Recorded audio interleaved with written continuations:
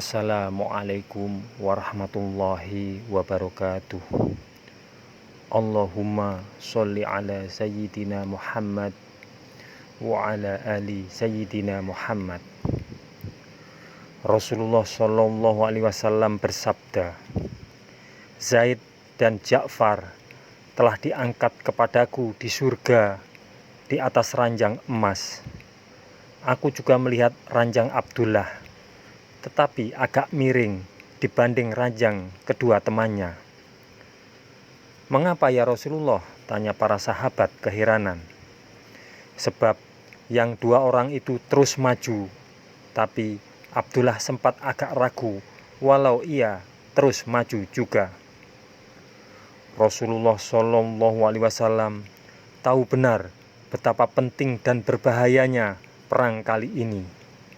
Karena itu, beliau sengaja memilih 3 panglima perang yang pada waktu malam bertakorup mendekatkan diri kepada Allah Subhanahu wa Ta'ala, sedang pada siang hari menjadi pendekar pejuang agama.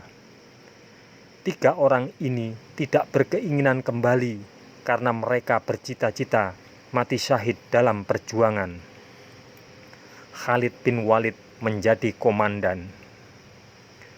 Di Madinah, kaum muslimin mendapat gambaran jalannya pertempuran dari wahyu yang diturunkan kepada Rasulullah Shallallahu Alaihi Wasallam.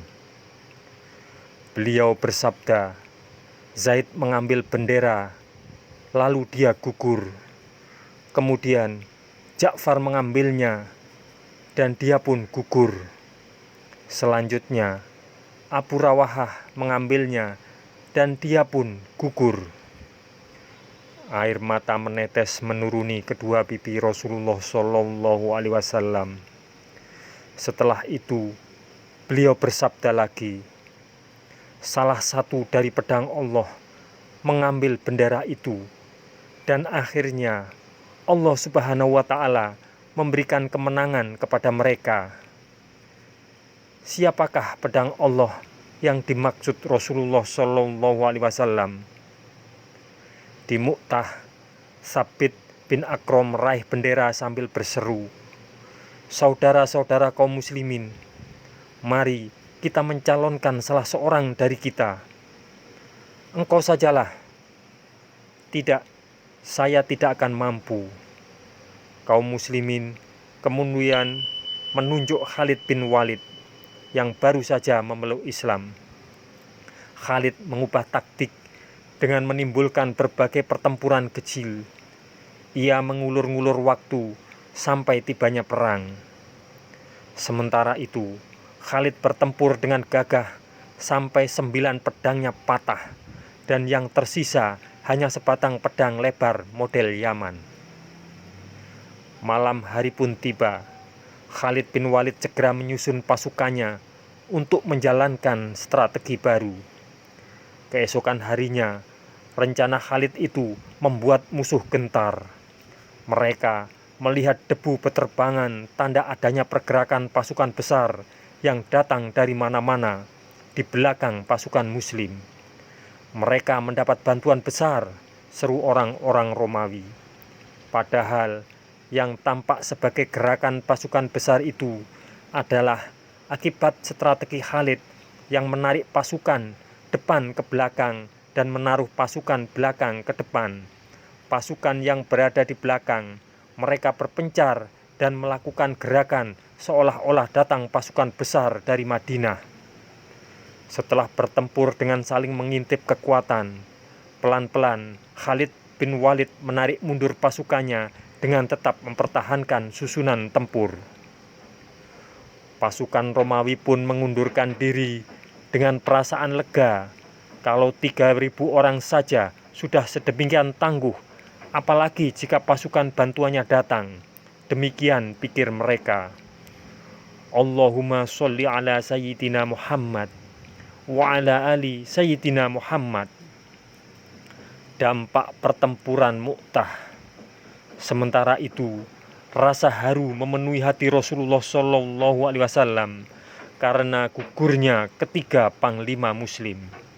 Mereka pergi ke rumah Ja'far dan melihat istrinya Asma bin Umair sedang membuat adonan roti. Sementara itu, anak-anaknya sudah dimandikan, diminyaki dan dibersihkan.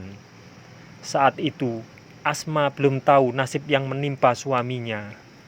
Rasulullah Shallallahu Alaihi Wasallam memeluk dan mencium anak-anak Ja'far dengan air mata berlinang. "Ya Rasulullah, demi ayah bundaku," tanya Asma gelisah.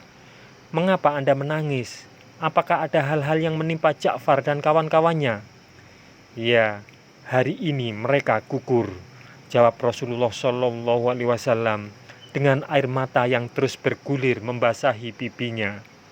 Maka menangislah Asma, begitu sedih sehingga para wanita berdatangan menghiburnya. Rasulullah Shallallahu Alaihi Wasallam pulang dan berkata kepada para istrinya, "Keluarga Ja'far jangan dilupakan, buatkan makanan untuk mereka. Mereka sekarang dalam kesusahan." Kemudian, ketika dilihatnya putri Zaid bin Haritsah datang, beliau membelainya sambil menangis. Ketika para sahabatnya bertanya, "Mengapa Rasulullah SAW menangisi para syuhada yang masuk surga?" Rasulullah SAW menjawab bahwa itu adalah air mata seseorang yang kehilangan sahabatnya. Di Madinah, orang-orang tidak menyetujui penarikan mundur itu. Pasukan Khalid pun dicemooh. "Hai orang-orang pelarian, kamu lari dari jalan Allah." Namun Rasulullah Shallallahu Alaihi Wasallam bersabda, "Mereka bukan pelarian, melainkan orang-orang yang akan tampil kembali, insya Allah." Sementara itu, pertempuran Mu'tah telah menimbulkan rasa kagum yang luar biasa di kalangan suku-suku Arab kepada kaum muslimin. Selama ini mereka menganggap siapapun yang berniat memusuhi Romawi sama saja dengan mencari mati.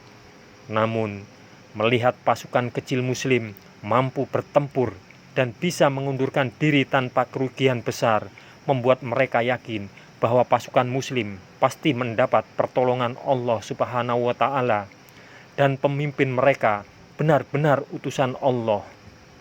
Maka berbondong-bondonglah Bani Sulaim, Asyja, Ghafatan, Fazarah, dan lainnya masuk Islam. Padahal sebelumnya mereka sangat keras memusuhi Islam. Rasulullah Shallallahu Alaihi Wasallam amat prihatin dengan anak-anak Ja'far karena beliau penyayang anak-anak dan sering memberi mereka nasihat. Diriwayatkan oleh Ibnu Sunni dari Abu Hurairah bahwa Rasulullah Shallallahu Alaihi Wasallam pernah menasehati seorang anak yang sedang berjalan dengan ayahnya. "Ingatlah kamu jangan berjalan di depannya, dan kamu jangan melakukan perbuatan yang dapat membuatnya mengumpatmu karena marah, dan kamu jangan duduk sebelum ia duduk, dan kamu jangan panggil ia dengan namanya." Semoga kisah ini bermanfaat untuk kita semua. Wassalamualaikum warahmatullahi wabarakatuh. Mudah-mudahan kelak kita akan mendapatkan syafaat dari Nabi besar Muhammad Sallallahu Alaihi Wasallam. Amin, amin, amin ya Rabbal Alamin.